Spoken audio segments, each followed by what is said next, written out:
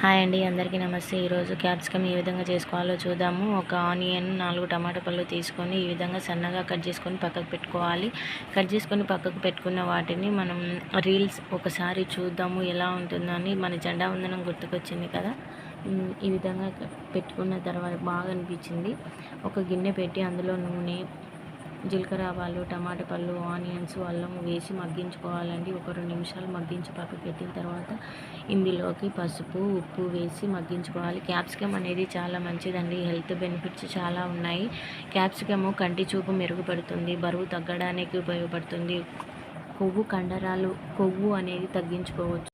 ఇందులో C vitamin, ఏ vitamin చాలా benefits ఉన్నాయి. క్యాప్సికమ్ వారానికి ఒకసారైనా తింటూ ఉండాలి. బరువు తక్కువ కావాలి అనుకుంటే కనుక ఖచ్చితంగా డైలీ వెయిట్లో చేసుకోవచ్చు. చాలా బాగా పనిచేస్తుంది.